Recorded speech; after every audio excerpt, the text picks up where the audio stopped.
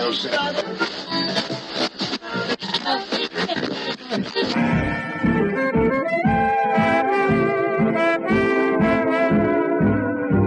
is the Relic Radio Show, old-time radio entertainment still standing the test of time, from relicradio.com. This is the Relic Radio Show, 60 minutes of radio drama you can find every Tuesday at relicradio.com. Our first story comes from Frontier Gentlemen this week. We'll hear Belle Siddons Strikes Back, their story from August 31st, 1958.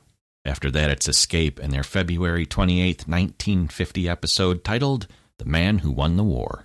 It's a never-ending source of amazement to me what a woman will do for or to a man. This happened in Dakota Territory.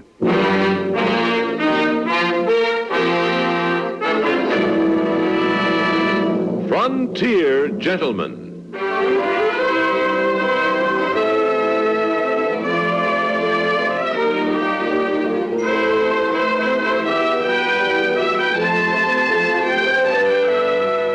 Herewith an Englishman's account of life and death in the West. As a reporter for the London Times, he writes his colorful and unusual stories. But as a man with a gun, he lives and becomes a part of the violent years in the new territories. In just a moment, we will bring you this latest report from the Frontier Gentlemen. Not just a news program, but a clever, concise focus on the world tonight, 7 nights a week on CBS Radio. Listen to The World Tonight, reporting odd, stimulating, and important sidelights to the day's events. Hear CBS News round up the stories behind the news, frequently in the voices of the newsmakers themselves. 7 nights a week on most of these stations, CBS Radio presents The World Tonight.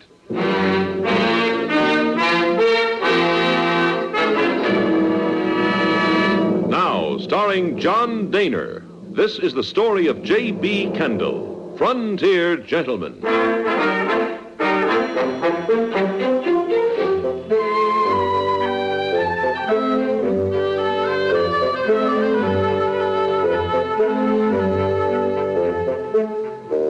The lady I knew as Belle Siddons had brought her gambling establishment to Deadwood.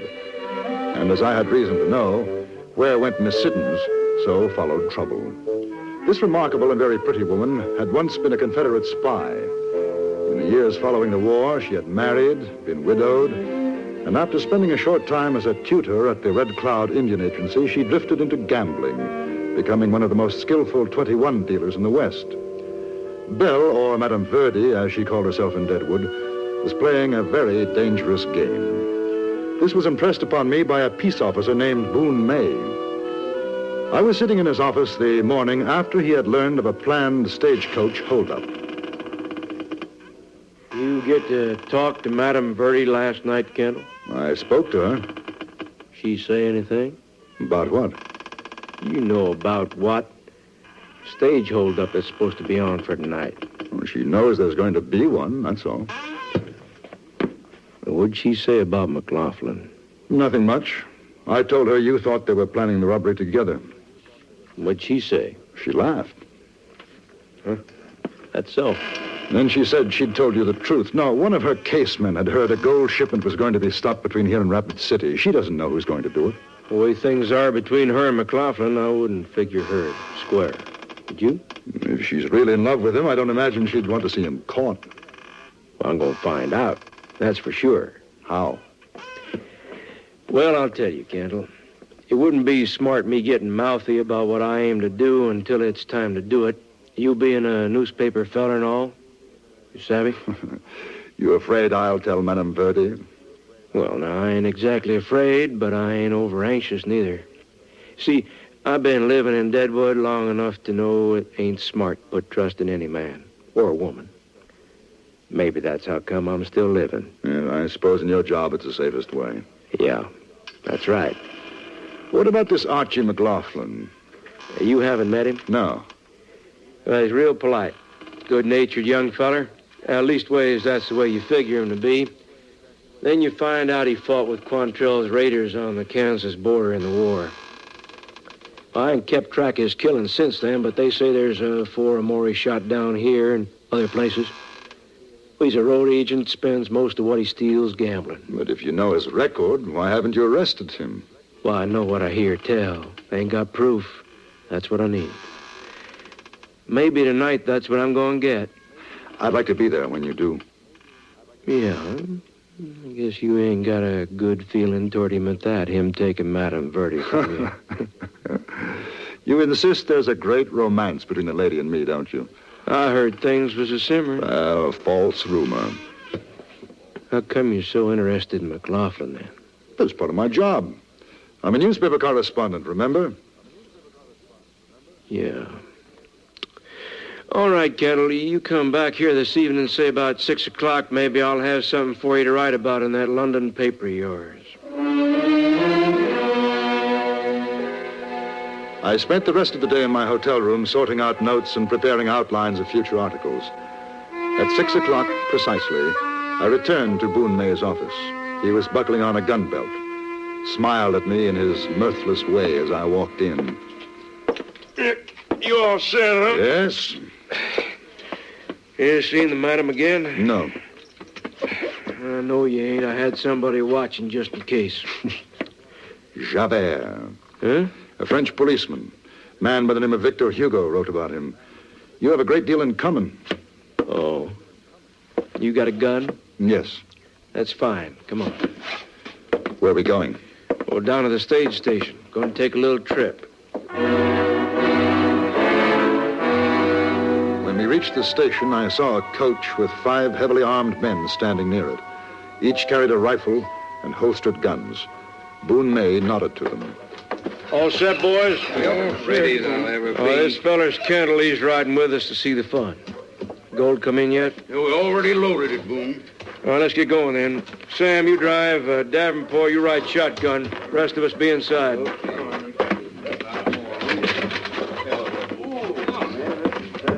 Go ahead, Kendall, after you. All right, you are.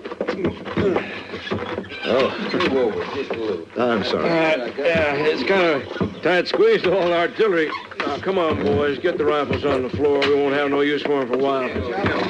All right, let's go, Sam.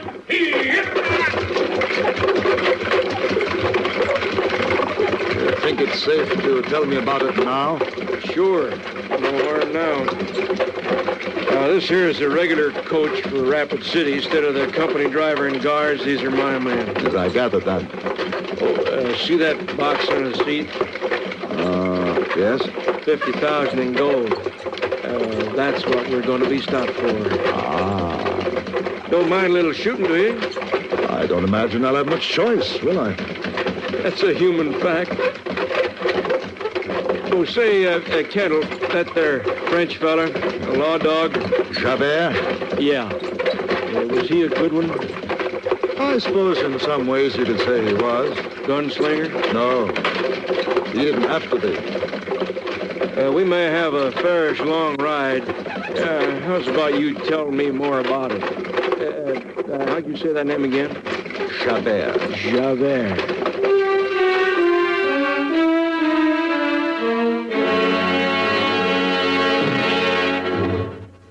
Henry Morgan is head man on CBS Radio's bright, bouncy Sunday night quiz called Says Who. Mr. Morgan's noted scimitar wit sets the stage for a guessing game that's sheer delight for players and listeners alike. The idea is for the stars to guess whose voices are being played for their ears. You may beat the players to the punch, or you and they may be tied up in hilarious knots later on today over most of these stations. Play along with Henry Morgan and company in CBS Radio's Says Who.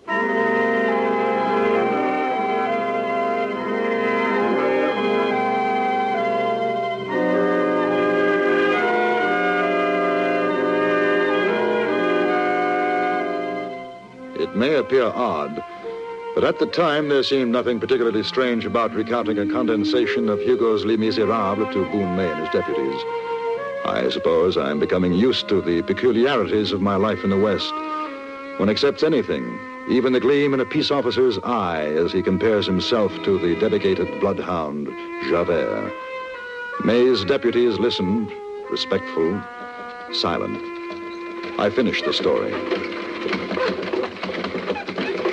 Well, now, I'd say that was a man who believed in the law.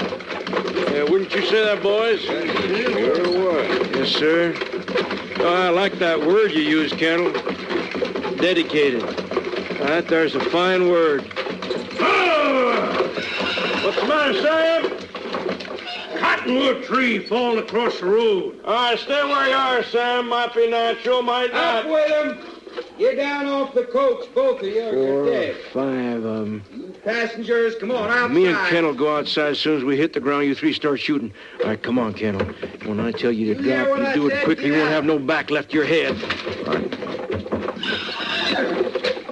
Caswell, hold on to them horses. Right. Billy, you cover the passenger. Yeah. Archie McLaughlin. Where? If it ain't Boone May. Down, get down!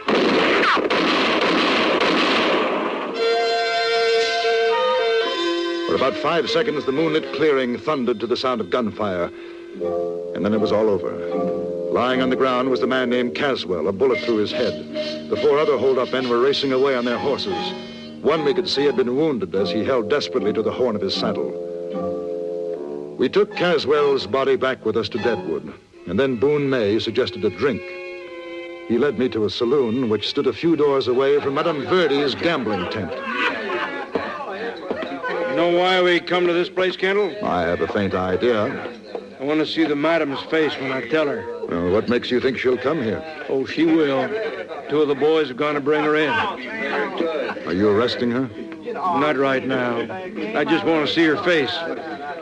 Maybe it'll tell me if she needs arresting. You still think she knew about the holdup? She might.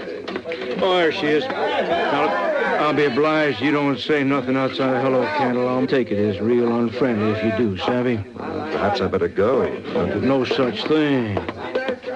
Well, now, Madam Verdi, this is sure a pleasure. Is it? Good evening, Mr. Kendall. Madame Verdi? Am I under arrest, Mr. May? Of course you ain't. These 2 men didn't give me much choice. I had to leave my table. There's a big game going on.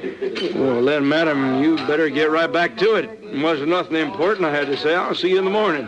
If it was so unimportant, why did you have me brought here? Well, I never said to the boys to bring you, madam. I told them to ask you, polite. I surely do apologize for the inconvenience. Oh, by the way, there'll be some company money at the office for you tomorrow. Oh? Yeah, that holdup you told us about. You was right. They tried it a while back, and we plugged one for good. Another's bad hurt. 3 got away. We'll get them. Who were they? Archie McLaughlin and some of his boys. Oh. Yeah. Well, madam, like I said, I sure am sorry for the trouble getting you over here. That's all right, Mr. May. I understand why you did. Good evening. Mm-hmm. Good evening, Mr. Kendall. I'll walk back with you to your place if you don't mind. Not at all. You have no objection. Oh, shucks, no, you go right ahead. Oh, drop around in the morning, Kendall. Maybe I'll have some more news for you.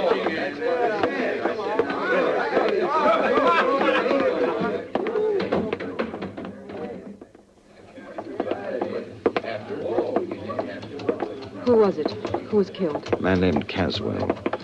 I don't think it was McLaughlin who was hurt, but I'm not certain. May wanted to find out what I knew about it. That's why he didn't tell me who the dead man was, isn't it? That mostly, I think.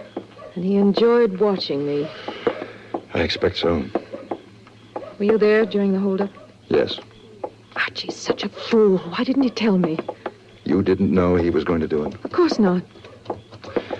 Well, Boone May will be watching you now, you know that. He'll expect you to get in touch with McLaughlin, or McLaughlin to try to reach you.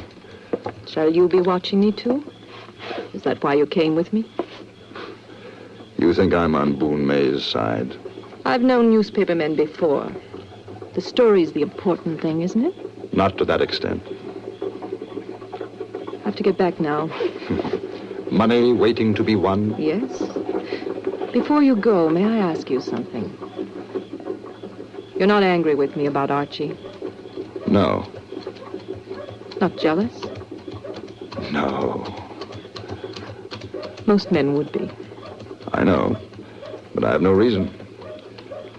It was just something that was rather nice and right between us. That's all. Will you let me know if you hear anything about him? Yes. You know, I'd be much wiser to fall in love with a man like you. Good night.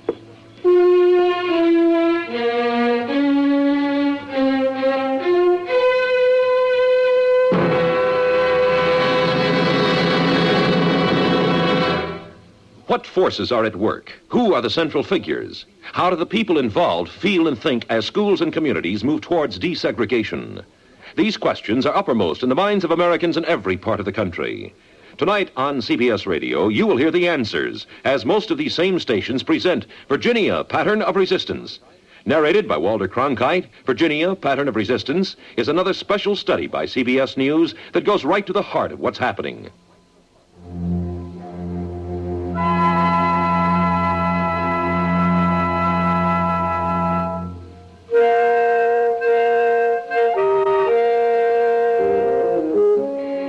For the next few days, I saw Belle Siddons from time to time, but never for more than a few minutes, and then it was usually on the street or in her gambling establishment.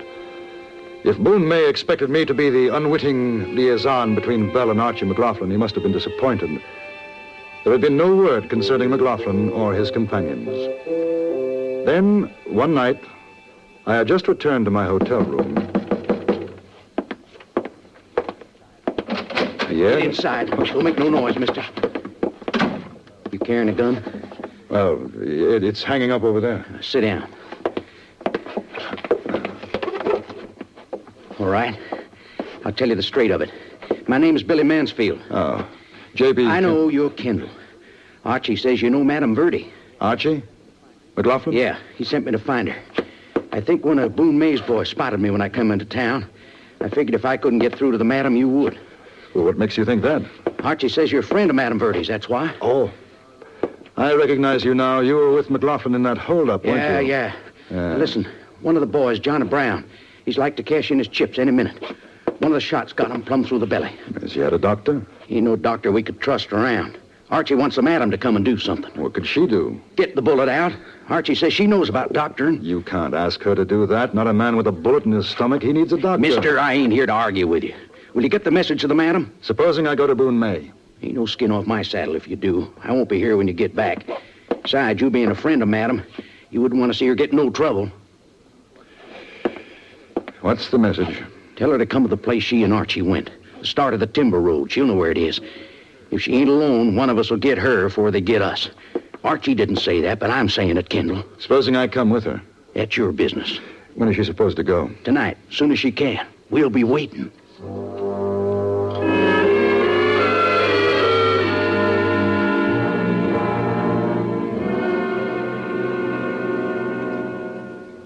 You'll be taking a big risk, Belle. If Boone May finds out, you know it'll happen. I've got to go. Why? It's not McLaughlin. He's not been wounded. No. But he asked me to. That's enough. All right. I'll come with you. No. Yes. I'll be safe. I'm sure you will. But if Boone May sees you ride out alone, he may be suspicious. If we go together, let him think what he wants. You don't have to do that for McLaughlin. I'm not. I'm doing it for myself. I want to write the story.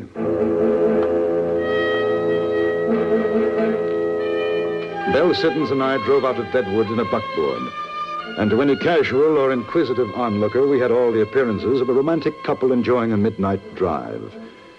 As far as I could tell, we weren't followed. This is it. Ooh. You better go back. Leave me alone. I'll get back to Deadwood, all right. No, I'd rather none. You've done enough. I've told you, Belle. This is the kind of thing that earns me a living. Besides, I'm rather curious to meet your Archie McLaughlin. Belle? Yes? Who's that with you? Mr. Kendall. Were you followed? I don't think so. This is McLaughlin, Kendall. I thank you for what you've done. Now you better get on back to Deadwood. You trusted me to get the message through for you. Why not let me stay? I'll see she gets back safely. You come into the timber with us, you take your own chances of getting out. I ain't sitting to argue. Follow me up the road.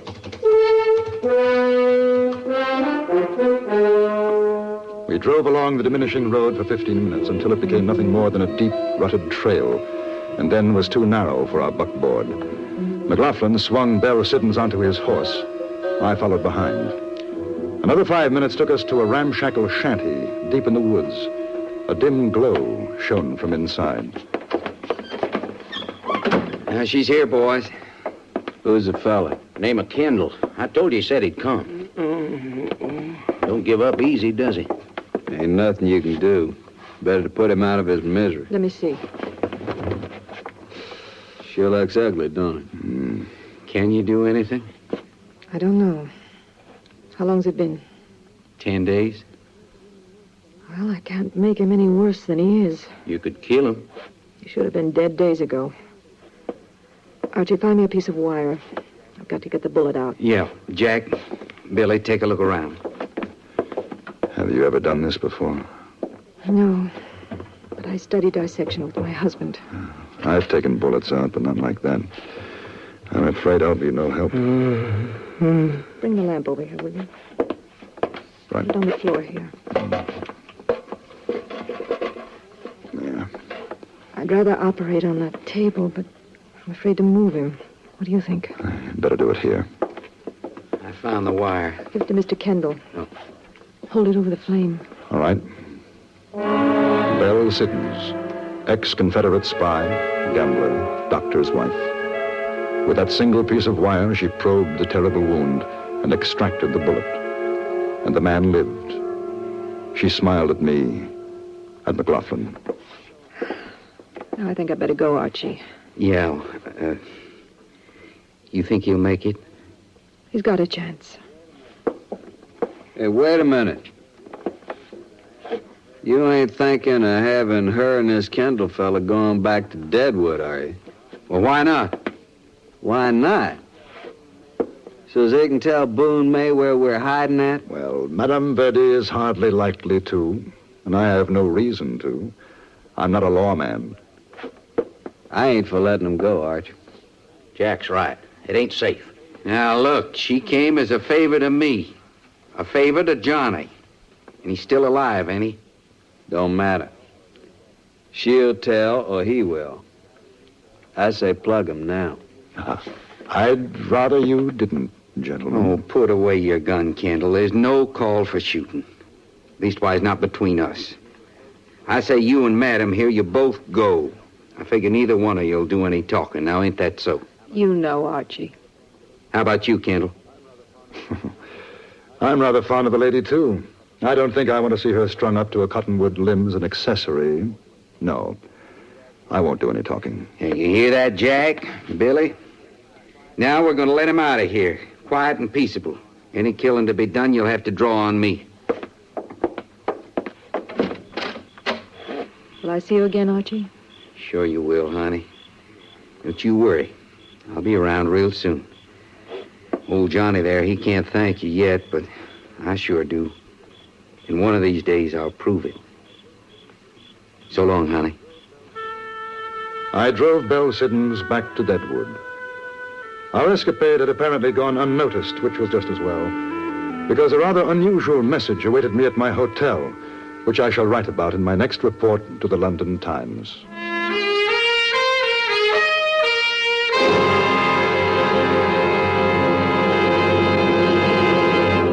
Frontier Gentleman was written, produced, and directed by Anthony Ellis and stars John Daner as J.B. Kendall. Featured in the cast were Gene Lansworth, Jack Crucian, Vic Perrin, William Allen, and Jack Moyles.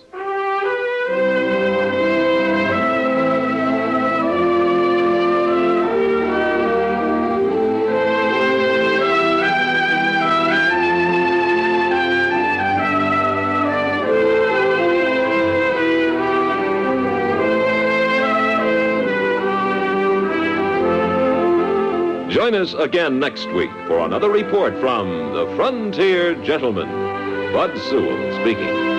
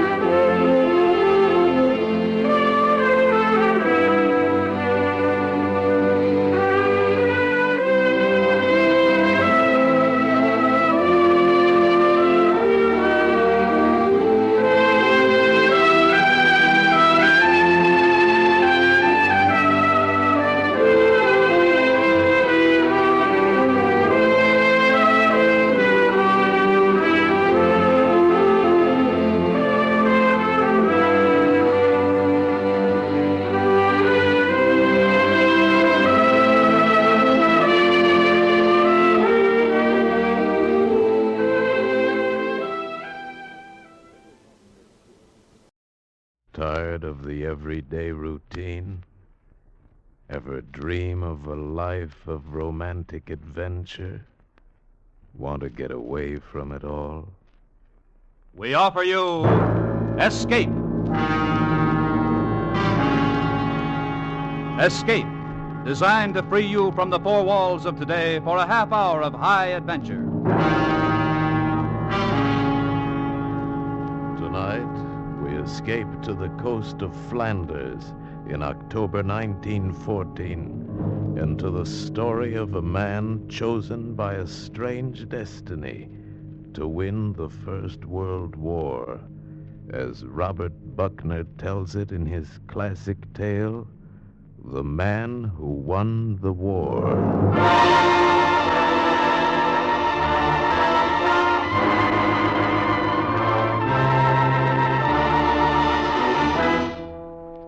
Gentlemen, I've asked this board to meet by the authority vested in me as chairman of the Naval Committee of the House of Commons.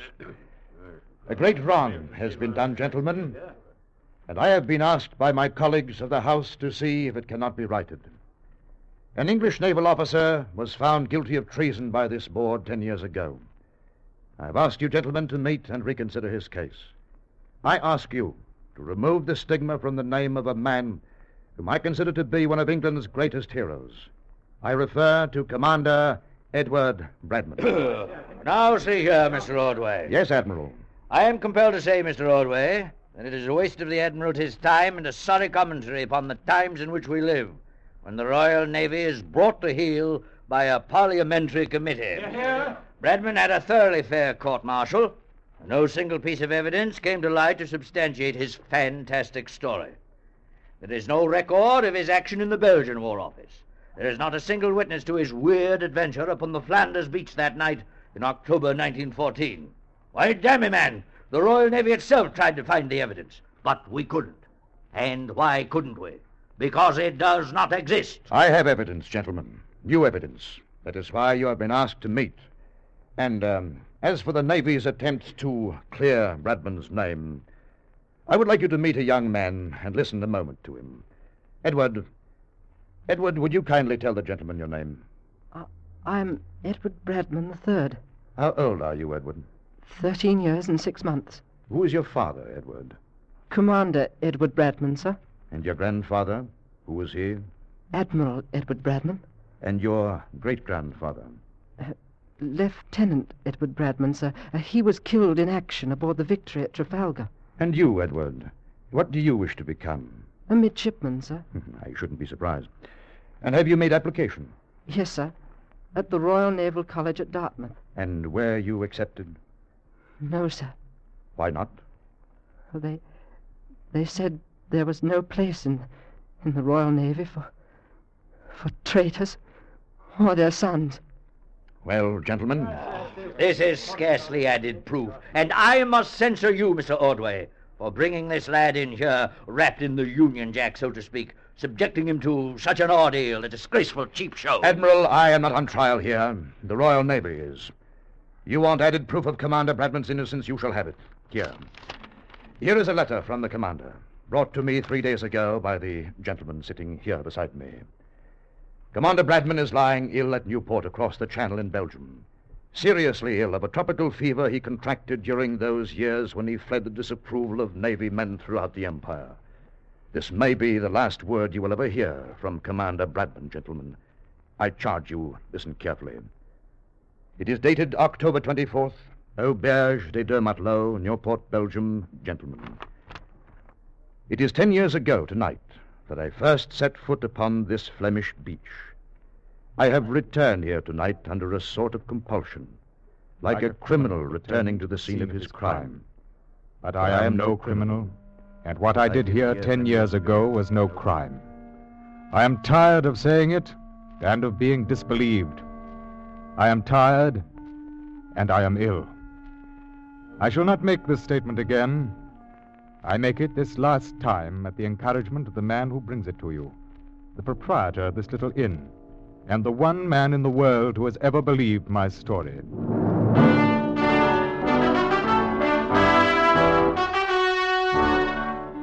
When the war began, I was placed in command of the destroyer Fire Drake attached to Admiral Hood's battle force on North Sea Patrol.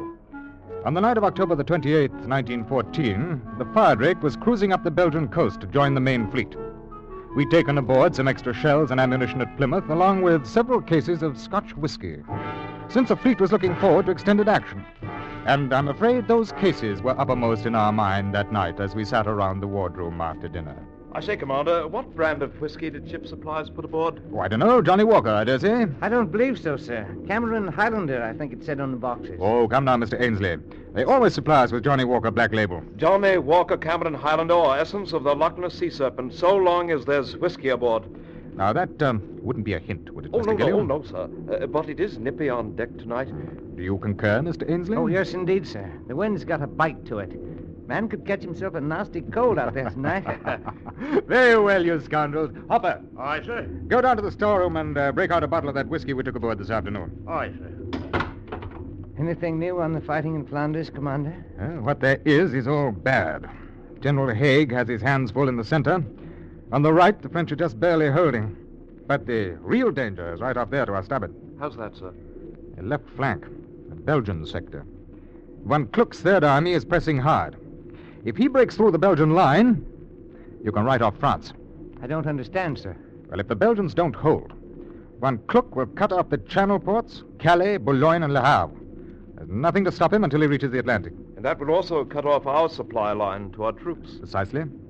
It's the Clausewitz strategy for the conquest of Western Europe. Paris would be bypassed and caught between giant pincers, to be taken later at the Kaiser's leisure.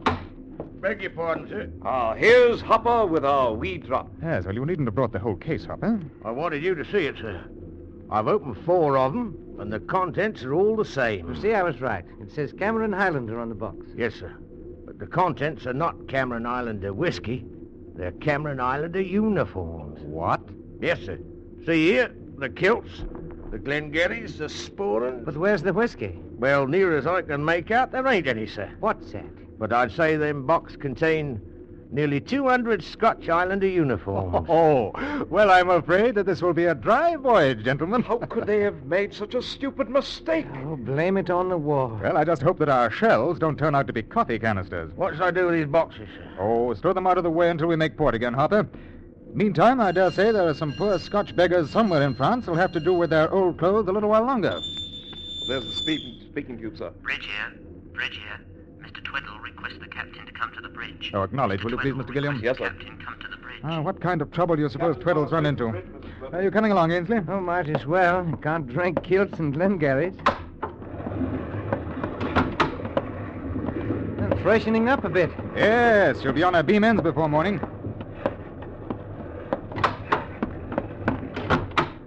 Yes, Mr. Tweddle? I thought you ought to see this, sir. What? Look out there on our starboard quarter. A tiny light. Oh, yes, I see it. Yeah, take a look through the night glasses. Yeah, flashing on and off. According to my reckoning, we're off the mouth of the Isa River. Now, if you look at this chart, you'll see that there are no lighthouses along this stretch of coast. Yet there's a flashing light where no light ought to be. Perhaps it's a signal of some sort, sir. Yes, undoubtedly, but whose? Germans can't have gotten this far. How can you be sure, Mr. Ainsley? Now, wait a minute. That light's flashing a message in Morse code. G-R-O-G. G-R-O-G. Quartermaster. Aye, sir. Change course to 110. Change course to 110. Aye, sir. What you going to do, sir? I'm going to take a closer look. But, sir, this might be a trap. Yes, it might. But don't you recognize the code word grog, Mr. Tweddle? No, sir. You didn't serve in the Royal Navy as a midshipman, did you, Mr. Tweddle? No, sir. My apprenticeship was in the merchant service. Well, then, of course, grog wouldn't mean anything to you. I don't understand, sir. Well, Mr. Tweddle, G-R-O-G is a midshipman's joke. It means good rum on goose days. I still don't understand, sir. When is Goose Day? That's the joke, Mr. Tweddle. Goose Day never comes. Ah. It's juvenile, I admit, but fascinatingly esoteric when you're 14 years old. But why would anybody be sending a midshipman's code word from the coast of Belgium in the middle of a war? That, Mr. Ainsley, is what we're going in to find out. Be good enough to tick off a landing party, will you? Number 2 power launch. We'll go ashore in 10 minutes. What? But, Captain. You have your orders, Mr. Ainsley. Yes, sir. You can't be serious, Captain. I am, Mr. Tweddle. This might be a trap. We have no way of knowing whether the Germans have advanced beyond this point or not. Yes, it might be a trap, or it might be some poor beggar trying to escape the advance. Well, it's well worth looking into. If they were sending a plain SOS, I might be suspicious, but the choice of that half-secret snotty code word makes me think it's worth looking into. But suppose it is a trap? Mr. Tweddle, it would be somewhat the reverse of the classic rules of warfare for a land force, no matter how large, to attempt the capture of a naval vessel on the high seas. Nevertheless, the enemy's devilishly clever. Well, don't you worry, Mr. Tweddle. I'm not asking you to go ashore. I'm leading the landing party myself. Well, it's not a matter of fear, sir. Naturally. But one of caution. Yes, of course. Half speed ahead. Half speed ahead, Fleet sir. orders clearly state... I am quite aware of the contents of the fleet orders, Mr. Tweddle. And they state that elements of the Royal Navy are to give all possible aid and assistance to shore positions. They also limit such aid to ship to the class of the Mercy in 7. That is very true, Mr. Tweddle. Then we'll stretch the limits of that portion of the orders a little, shall we? Furthermore, we're under specific orders to rendezvous with the flagship at dawn. Then we may be a little late. Sir, I protest that Mr. this Tweddle. is not... Apparently things are different in the merchant service. But in His Majesty's fighting ships, an executive officer does not protest to his commander. You will heave to and drop anchor.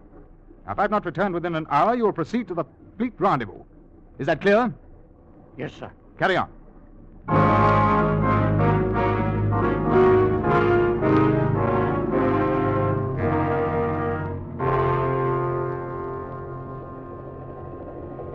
I'd say we're about a half mile down the beach from the light now, sir. Good.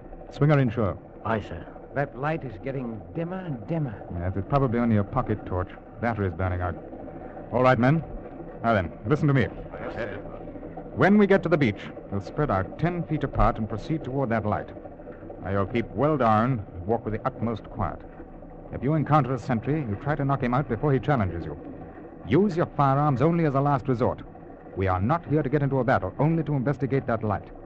Now, if we should be engaged by the enemy, I will fire 3 rapid shots as a signal to return to the boat. Hopper and Spurgeon will remain with the boat. Hopper. Yes, sir. If we have to retreat in a hurry, you wait until the last possible moment before you shove off. Yes, sir. Any questions? All clear, sir. All right. Brace yourself, lads. We're coming into the surf. Now, men, move. Over the side and hold your rifles high.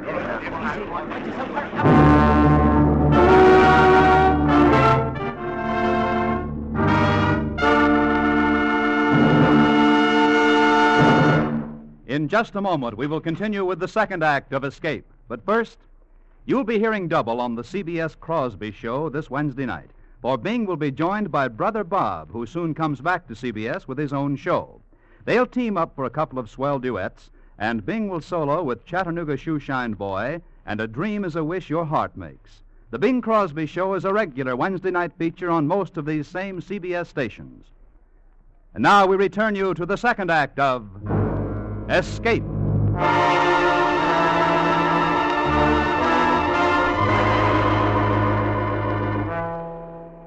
You may imagine the fearful anxiety with which our little landing party hit the beach that October midnight in 1914. We had no way of knowing whether the coast was in Belgian or German hands. We did not know, indeed, whether we were being drawn into a German trap by the tiny light we had seen flashing out to sea. That tiny, weakening light toward which we were now slowly advancing, spread out across the beach, alert for any danger, watchful for enemy sentries or patrols. And then, not 100 yards from where we landed, we encountered a German sentry. He was asleep. Poor beggar, I suppose he imagined no one would be around the sand dunes in the middle of the night, and he was undoubtedly done in. He was sitting on a log. He'd taken off his boots to bury his aching feet in the cool sand. I'm afraid he wasn't a very fearful example of the German military machine that night. But with no trouble at all, Mr. Ainsley and I crept up on him, had him bound and gagged before he was quite awake. There we are. I don't think you'll raise too much of a hue and cry now, sir. Oh, I should think not. No, my friend. Bleiben Sie ruhig, und Ihnen wird nichts passieren. We'll take him along, Mr. Ainsley. Margaret. Sir? You put on this fellow's spiked helmet and remain at his post. If a relief sentry appears, you take care of him. But no shooting unless absolutely necessary. Yes, sir. Now, let's get cracking, men.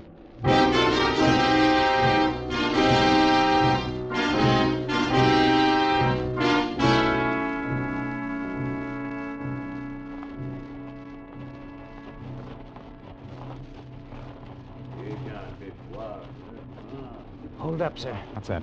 I thought I heard voices. All right, men. Halt. They're speaking French. Then they're allies. Still, we must make certain. You take 2 of the men and come up on them from the rear. Yes, sir. I'll approach from the side. Now, I'll do the talking. If it's a trap, I'll give the signal to fire. After 1 volley, you break for it and rendezvous at the launch. Yes, sir. Evans, Stanley, come with me. Aye, sir. Wilkins, Rodman, no. Aye, sir. You follow me quietly. Keep your heads down.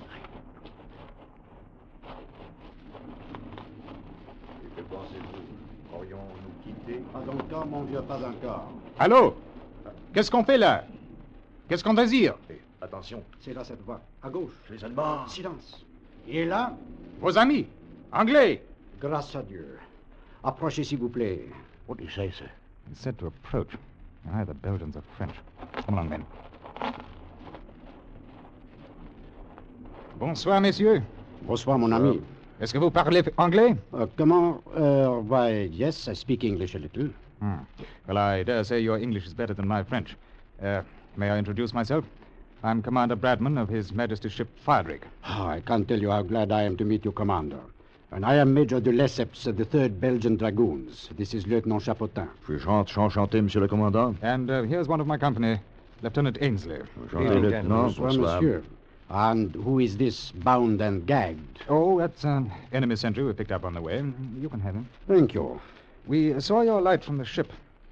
Whatever made you flash the word grog? Oh, I thought a Royal Navy man would respond more quickly to grog than SOS. Yes, it was an inspiration, but where did you learn it? Oh, I used to sail in the regattas at Cowes when I was younger. And one of my best friends was Albert Hollister. He was a midshipman in those days. Oh, Bertie Hollister. Yes, I knew him well. Oh, he's a 3-striper now, gunnery officer on the Repulse. Yes, we can go into that another time.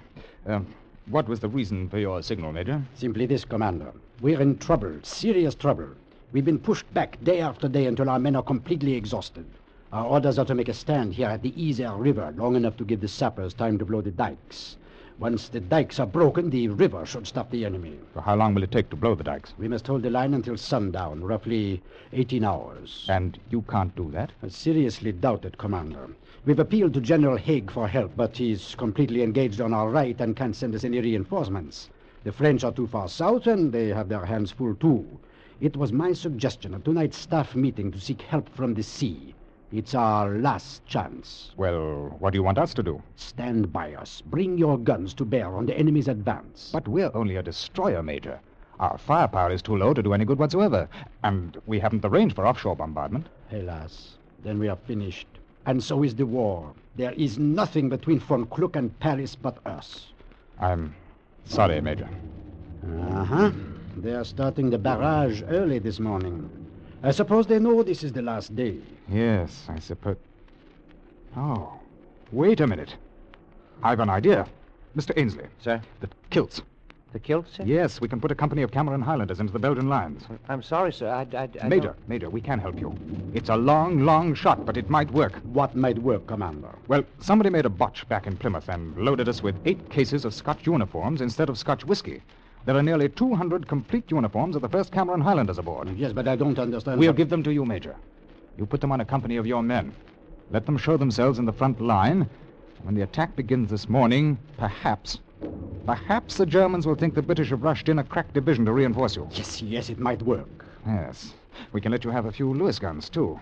But they will not be much help unless the uniforms do the trick. It's, as you say, a long shot, but let's try it. Very well. Mr. Ainsley? Sir. You go back to the ship at once. Fetch those cases of uniforms and 4 cases of Lewis guns with ammunition. Aye, sir. I'll remain here with the Major and help him get his men lined up. Oh, and, Ainsley. Sir. Should Mr. Tweddle inquire, you might tell him I'll be detained a while longer, winning the war. Yes, sir.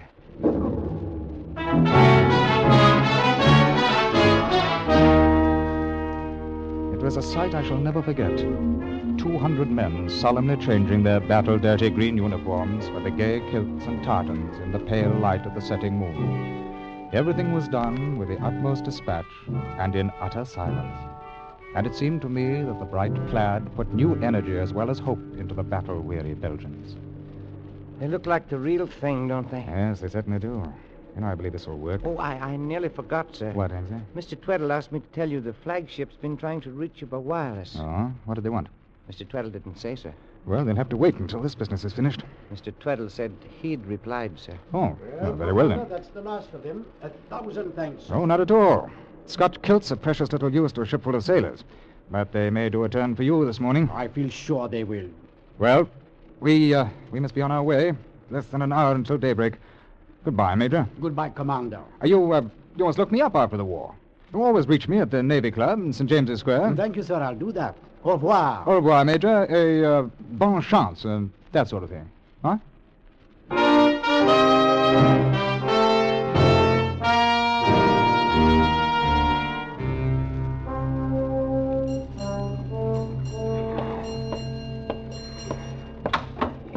Well, Mr. Tweddle, I think we can get underway now. Finished with your visit ashore, sir? Scarcely a social call, Mr. Tweddle. I think we may have been of some help to our allies this morning. Of course, sir. Captain, the flagship's been trying to reach you. Yes, Mr. Ainsley said something. I signaled them that you'd gone ashore. Oh, you did? Well, that must have intrigued them. Well, I shouldn't say they were pleased. I just received this reply from them. As senior officer present aboard, you are ordered to take command of Firedrake and proceed to fleet rendezvous immediately. Well, that's a neat double cross, Mr. Tweddle. I'm sorry, Mr. Bradman, but my responsibility is to the ship on which I serve. Yes, I can see it is. However, since you're once more aboard... Oh, no, Mr. Tweddle. You have your orders from the flag. Follow them.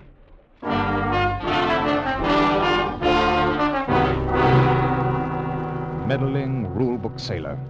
His captious wireless message had made an unnecessary embarrassment for me, but I had no doubts that my explanation of the night's work would fully satisfy the Admiral. So, let Mr. Tweddle have his little moment of triumphant command. I stood out on the starboard bridge wing as we pulled away from the Belgian coast. And through my binoculars, in the grey dawn, I thought I saw the flashing red and yellow of the Cameron Plaid as the last day of the First Battle of Flanders began.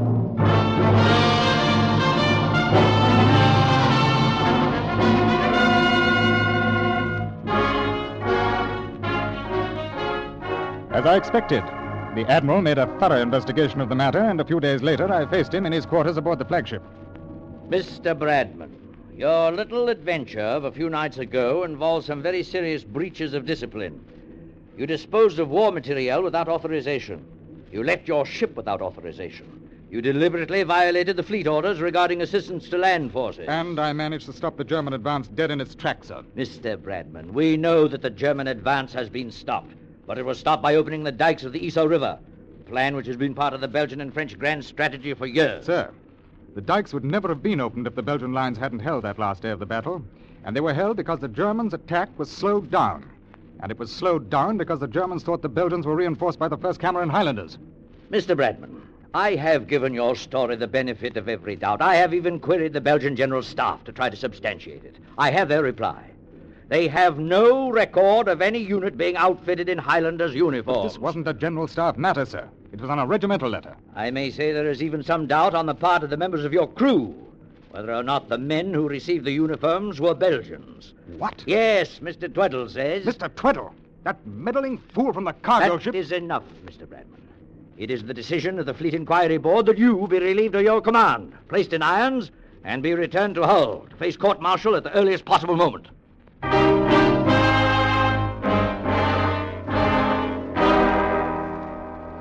The court-martial at Hull sustained the Board of Inquiry's decision, and I spent the rest of the war in prison. Afterwards, naturally, I had to leave England, and wherever I went, Cape Town, Vancouver, Singapore, Melbourne, sooner or later, their story followed me. Sooner or later, some ex-Navy man would turn up who recognized me, and I would have to move on. At last, I have come back to this Belgian beach where it all happened, and here I have found the one man who believes my story. He is the proprietor of this little inn where I now lie ill, and too tired to fight any longer. It is too late now to worry about my reputation, but he has persuaded me to write this letter that my son may not have to bear the undeserved infamy which I have been forced to endure. And he has kindly offered to carry this message to any who may yet be interested in clearing the record of Edward Bradman, Commander, Royal Navy. That's all very well, Mr. Ordway. But there is not a single statement in that letter that has not been entered as evidence in Bradman's court-martial. There's no new proof. There's nothing here... Excuse me, Admiral. I wish to present to this board the bearer of Commander Bradman's letter, Mr. Wolfgang Bechtel. Guten Tag, gentlemen. You are the proprietor of the Auberge des Deux Matelots, where Commander Bradman is now staying. Yeah, I am. But your accent, you're German, aren't you? Yes. How is it that you own an inn on the Belgian coast? After the war, I could no longer bear to live in Germany in the midst of the misery that I had helped to cause. So I, too, like a criminal returning to the scene of his crime, went back to the beach at Neupoort. I have been there ever since.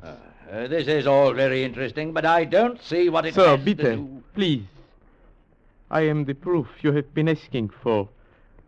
I swear that every word of Commander Bradman's statement is truth. Commander Bradman is indeed the man who won the war. I know, because I am the man who lost the war. I was the sentry who fell asleep.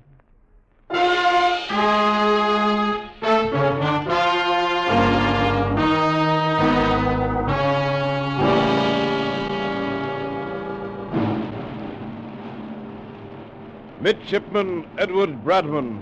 Yes, sir. Advance 3 paces. Midshipman Bradman, as Commandant of the Royal Navy College, it is my honor, by order of His Most Gracious Majesty George V, to ask you to receive this Victoria Cross, awarded posthumously to your late father, Commander Edward Bradman, for gallantry and intrepidity beyond the line of duty, and to try to accept the humble apologies of a belatedly grateful empire.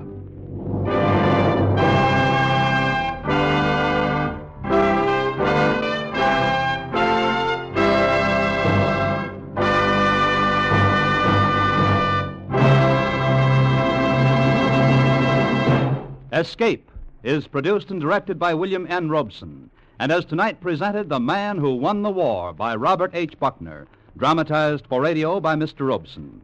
Featured in the cast was Ben Wright as Commander Bradman. Also heard were John Daner, Terry Kilburn, Joseph Kearns, Barton Yarborough, Jeff Corey, Ian Wolfe, Paul Frees, Charlie Lung, and John Hoyt. Special music was arranged and conducted by Del Castillo. Next week... You are standing on the floor of the sea in the middle of the sunken city of Port Royal, with its fabulous chests of treasure waiting to be hauled to the surface. But your life depends on the ship above you, where the treachery of your partners has left you with no escape. Next week, Escape will be heard at a new time on Friday evening. Next week, we escape with the story of a diver who discovered an entire city beneath the sea, Port Royal, an exciting tale suggested by Lieutenant Harry Reesberg's book, I Dive for Treasure. Goodbye, then, until a week from Friday, when once again we offer you Escape. Now stay tuned for the adventures of Philip Marlowe, which follow immediately over most of these same CBS stations. This is CBS, the Columbia Broadcasting System.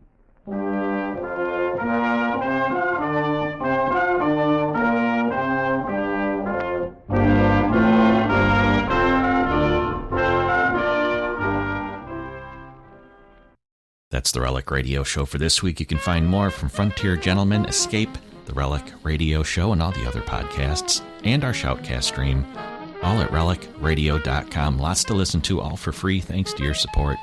If you'd like to help out, visit donate.relicradio.com or click on one of the links on the website. Your support makes it all happen.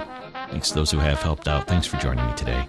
We'll be back tomorrow with Case Closed and next Tuesday with another hour of the Relic Radio Show.